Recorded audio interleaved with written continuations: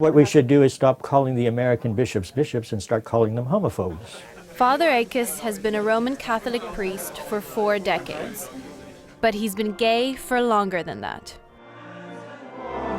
Like millions of Catholics, he was disappointed in the failure of bishops to agree on how to address homosexuals after an important 2-week assembly, the Synod on the Family. Pope Francis, he doesn't want to change the doctrine, but he wants to change the approach. The day after the Synod, Pope Francis expressed disappointment during the beatification ceremony for Pope Paul VI, who presided over the Second Vatican Council and is known as the first modern pope. That was a good service, yeah.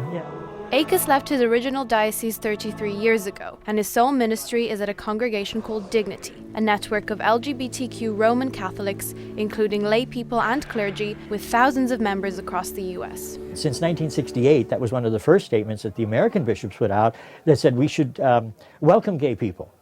And then they changed their mind, and then Benedict came along and wrote this other one, and there's all kinds of documents, and the documents are all kinds of levels of acceptance and non-acceptance.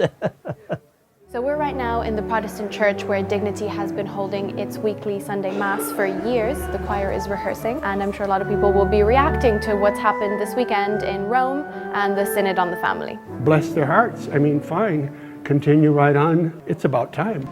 Dan McCarthy also performs liturgy for the Dignity congregation.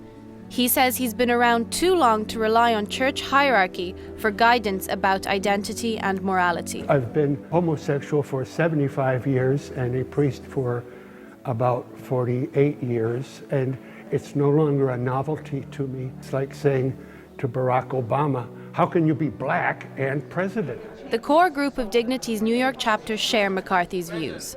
There are guys who've been dealing with the Roman Catholic bishops for 40 years. Brendan Fay and his husband Tom were married at a Dignity service 11 years ago.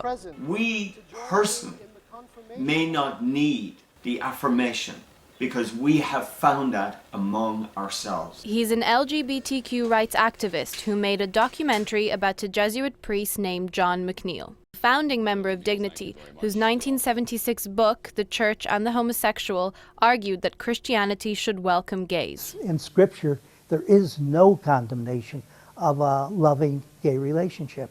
Fay and other Dignity members say that a victory for gay rights in the church, especially under a liberal pope, is just around the corner. Inez Novacic, CBS News.